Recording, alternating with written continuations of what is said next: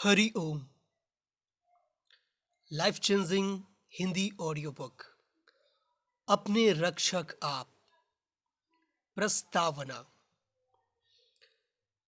मनुष्य जीवन में उच्च आदर्श हो तो किसी भी निर्धारित लक्ष्य को पाना आसान हो जाता है।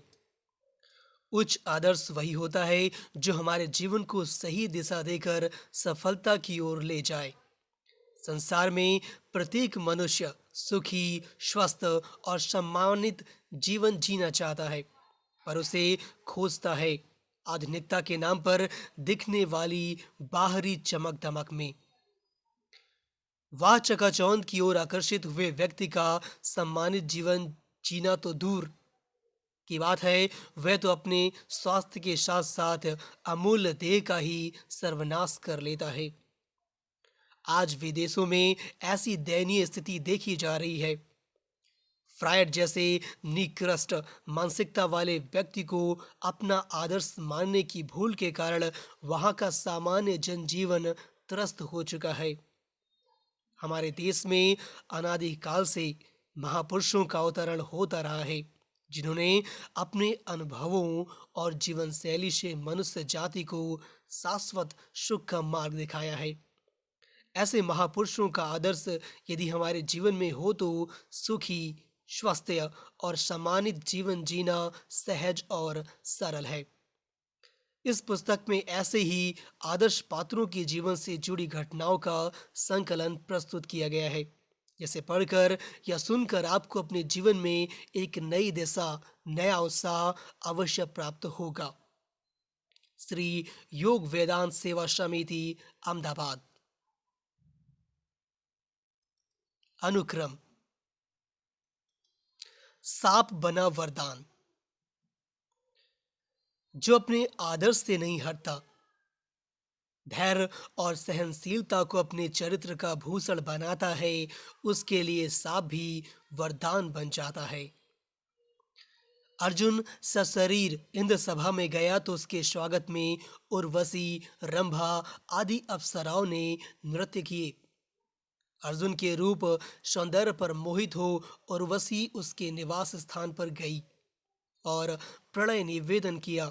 साथ ही इसमें कोई दोष नहीं लगता, इसके पक्ष में अनेक दलीलें भी दी, किंतु अर्जुन ने अपने दृढ़ इंद्रिय संयम का परिचय देते हुए कहा, यथा कुंती च माद्री च सची चैव ममानघई तथा च वंश जननी त्वं ही मे अद्य गरीयसी गक्ष मूर्धना प्रपन्नो अस्मि पादौ ते वरवर्णनि त्वं ही मे मातृवत् पूज्या रक्षो अहम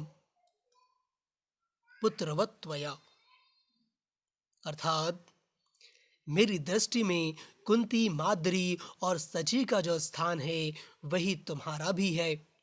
तुम पुरुवंश की जननी होने के कारण आज मेरे लिए परम गुरु स्वरूप हो। हे वर वर्णनी, मैं तुम्हारे चरणों में मस्तक रखकर तुम्हारी शरण में आया हूँ। तुम लौट जाओ। मेरी दृष्टि में तुम माता के समान पूजनीय हो और पुत्र के समान मानकर तुम्हें मेरी रक्षा करनी चाहिए। उर्वशी हाव भाव से और तर्क देकर अपनी काम वासना तृप्त करने में विफल रही, तो क्रोधित होकर उसने अर्जुन को 1 वर्ष तक नपुंसक होने का शाप दे दिया। अर्जुन ने उर्वशी से शापित होना स्वीकार किया, परंतु संयम नहीं तोड़ा। जो अपने आदर्श से नहीं हटता, धैर्य और सहनशीलता को अपने चरित्र का भूषण बनाता है, उसके लिए सांप भी वरदान बन जाता है। अर्जुन के लिए सांप भी वरदान बन जाता है। अर्जुन के लिए भी ऐसा ही हुआ। जब इंद्र तक यह बात पहुंची तो उन्होंने अर्जुन से कहा, तुमने तो अपने इंद्रिय संयम के द्वारा ऋषियों को भी पराजित कर दिया। तुम जैसे पुत्र को पाकर कुंती वास्तव में श्रेष्ठ पुत्र वाली है। उर्वशी का शाप तुम्हें वरदान रूप सिद्ध होगा। भूतल पर वनवास के 13वें वर्ष में तुम्हें अज्ञातवास करना पड़ेगा। उस समय यह सहायक होगा। उसके बाद तुम अपना पुरुषत्व फिर से प्राप्त कर लोगे। इंद्र के कथन अनुसार अज्ञातवास के समय अर्जुन ने विराट के महल में नर्तक वेश में रहकर विराट की राजकुमारी की संगीत और नृत्य विद्या सिखाई थी। तत्पश्चात वह शाप मुक्त हुआ। अर्जुन उर्वशी का यह प्रसंग पर स्त्री के प्रति मातृभाव रखने का सुंदर उदाहरण है। अनुक्रम, संयम की आवश्यकता। सदाचारी एवं संयमी व्यक्ति ही जीवन के प्रत्येक क्षेत्र में सफलता प्राप्त कर सकता है। जब स्वामी विवेकानंद जी विदेश में थे तब ब्रह्मचर्य की चर्चा छेड़ने पर उन्होंने कहा, कुछ दिन पहले एक भारतीय युवक मुझसे मिलने आया था। वह करीब 2 वर्ष से अमेरिका में ही रहता है। वह युवक संयम का पालन बड़ी दृढ़तापूर्वक करता है। एक बार वह बीमार हो गया तो उसने डॉक्टर को बताया। तुम जानते हो डॉक्टर ने उस युवक को क्या सलाह दी? कहा, ब्रह्मचर्य प्रकृति के नियम के विरुद्ध है, अतः ब्रह्मचर्य का पालन करना स्वास्थ्य के लिए हितकर नहीं है। उस युवक को बचपन में ही ब्रह्मचर्य पालन के संस्कार मिले थे। डॉक्टर की ऐसी सलाह से वह उलझन में पड़ गया। वह मुझसे मिलने आया एवं सारी बातें बताई। मैंने उसे समझाया, तुम जिस देश के वासी हो वह भारत आज भी अध्यात्म के क्षेत्र में विश्व गुरु के पद पर आसीन है। अपने देश के ऋषि मुनियों के उपदेश पर तुम्हें ज्यादा विश्वास है कि ब्रह्मचर्य को जरा भी न समझने वाले पाश्चात्य जगत के असंयमी डॉक्टरों पर।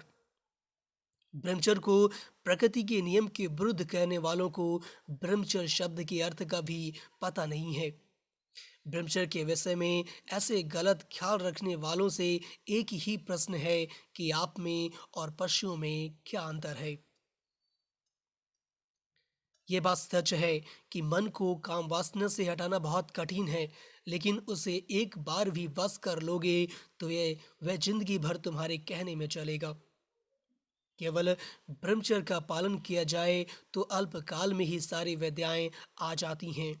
श्रुतिधर एवं स्मृतिधर हुआ जा सकता है। ब्रह्मचर्य के अभाव में हमारे देश की भी बड़ी हानि हो रही है। प्रजा के रूप में हम निर्बल होते जा रहे हैं एवं सच्ची मनुष्यता खोते जा रहे हैं। ब्रह्मचर्य के प्रभाव से मन की एकाग्रता एवं स्मरण शक्ति का तीव्रता से विकास होता है। ब्रह्मचर्य सभी अवस्थाओं में विद्यार्थी, गृहस्थी, साधु सन्यासी सभी के लिए अत्यंत आवश्यक है।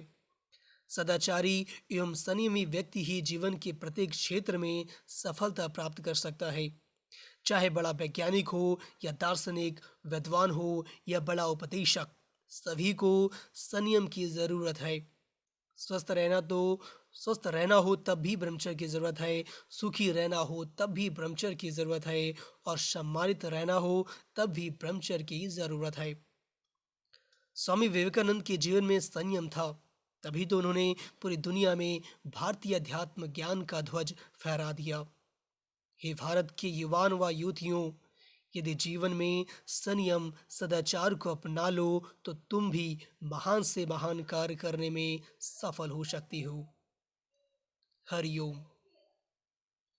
अनुक्रम, संयम निष्ठा। जानती हो, हाड़ और मांस का नजदीक से नजदीक का रिश्ता माँ और बेटे का ही होता है। बस आज से तुम मेरी माँ हुई और मैं तुम्हारा बेटा।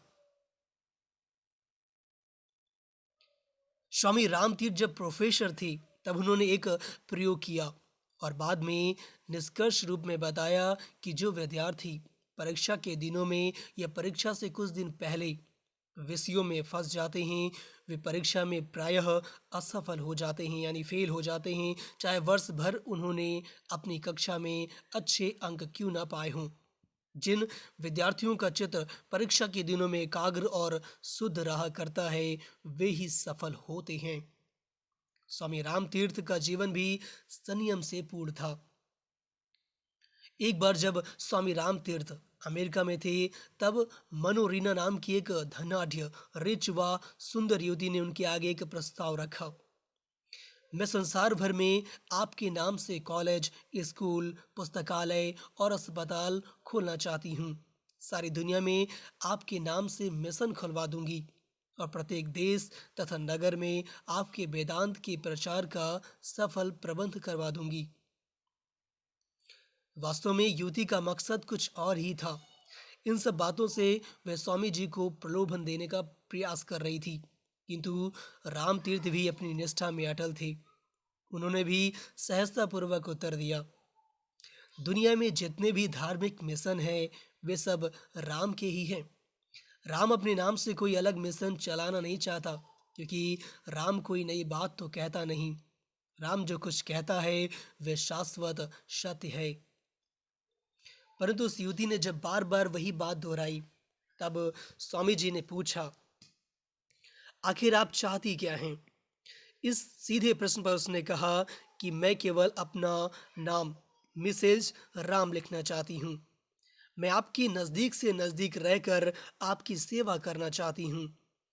इस प्रकार जब वह युवती बार बार नज़दीकी रिश्ते की बात करने लगी, तो रामतीर्थ ने भी कह दिया, जानती हो, हाड़ और मांस का नज़दीक से नज़दीक का रिश्ता माँ और बेटे का ही होता है।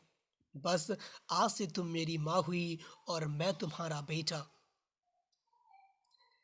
युवावस्था के प्रारंभ में स्वामी रामतीर्थ अत्यंत क्षीणकाय और दुर्बल थे, कमजोर थे। उनका स्वास्थ्य इतना चौपट था कि उसके सुधरने की कोई आशा नहीं की जा सकती थी, किंतु केवल अपने दृढ़ संकल्प और संयम के बल पर उन्होंने अपने शरीर को पुष्ट और स्वस्थ बना लिया था। एक बार अमेरिका में उन्होंने शास्ता पर्वत की चोटी पर चढ़ने की प्रतियोगिता में भाग लिया, जिसकी ऊंचाई समुद्र तल से 14,171 फुट है। इस प्रतियोगिता में राम को प्रथम पुरस्कार प्राप्त हुआ। एक बार वे मैराथन रेस भी दौड़े थे, पूरे 26 मील यानी कि 42 किलोमीटर की। उस दौड़ में भी उन्होंने प्रथम स्थान प्राप्त किया था।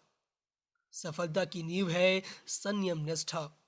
स्वामी रामतीर्थ की संयम निष्ठा ने उन्हें लौकिक सफलताएं तो क्या, परम सफलता यानी कि आत्म साक्षात्कार की भी प्राप्ति कराई थी। हरिओम। अनुक्रम निर्भयता का रहस्य। हाँ, वे आता है, परंतु उसे मेरे मकान के बाहर ही खड़े रहना पड़ता है, क्योंकि वह मुझे कभी खाली ही नहीं पाता।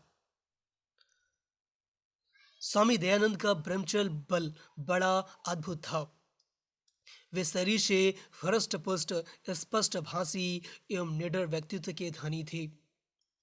उनके संयम का ही प्रबल प्रभाव था कि विरोधियों ने उन्हें 22-22 बार जहर देने की कुचेष्टा की, किंतु उनके शरीर ने उसे दूध घी की तरह पचा दिया।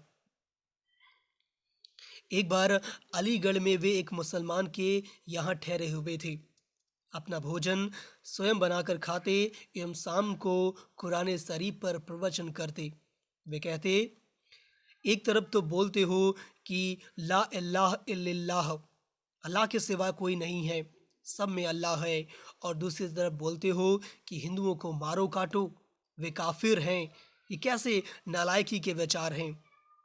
एक दिन गांव के आगे वालों ने उनसे कहा, स्वामी जी, आप एक मुसलमान के घर रहते हैं और मुसलमानों को खरी खोटी सुनाते हैं, थोड़ा तो ख्याल करें। इस पर उन निर्भीक बाबा ने कहा, जिनके यहाँ रहता हूँ उनको अगर सत्य सुनाकर उनकी गलती नहीं निकालूंगा तो फिर और किसको सत्य सुनाऊंगा। एक बार जोधपुर के महाराज जसवंत सिंह द्वितीय एक वेश्या के साथ सिंहासन पर बैठे हुए थे। वे इस वेश्या पर बड़े आसक्त थे। तभी संदेशवाहक ने राजा को सावधान किया कि सन्यासी दयानंद पधार रहे हैं। दयानंद जी का नाम सुनते ही जसवंत सिंह के हाथ पांव फूल गए। उन्होंने शीघ्र पालकी मंगवाई और वेश्या को जाने को कहा। जल्दबाजी में पालकी एक ओर झुक गई। जसवंत सिंह ने आगे बढ़कर पालकी को संभालने के लिए कंधा दे दिया। ठीक उसी समय ऋषि दयानंद जी वहां पधारे। महाराज को वेश्या की पालकी को कंधा देकर दयानंद जी ने सिंह गर्जना की। सिंहों के सिंहासन पर कुतिया का राज, इन कुतियों से कुत्ते ही पैदा होंगे। सारा दरबार थर्रा उठा और दयानंद जी वहां से लौट गए। एक राजा वेश्या की गुलामी करे, यह बात उन्हें बिल्कुल सहन न हुई और परिणामों की परवाह किए बिना निर्भयता पूर्वक उन्होंने उसे धिक्कार भी दिया। एक बार किसी ने स्वामी जी से पूछा, आपको कामदेव सताता है या नहीं? इस पर उन्होंने उत्तर दिया, हाँ, वह आता है, परंतु उसे मेरे मकान के बाहर ही खड़े रहना पड़ता है, क्योंकि वह मुझे कभी खाली ही नहीं पाता। ऋषि दयानंद कार्य में इतने व्यस्त रहते थे कि उन्हें इधर उधर की बातों के लिए फुर्सत ही नहीं थी। यही उनके ब्रह्मचर्य का रहस्य था। हरिओम।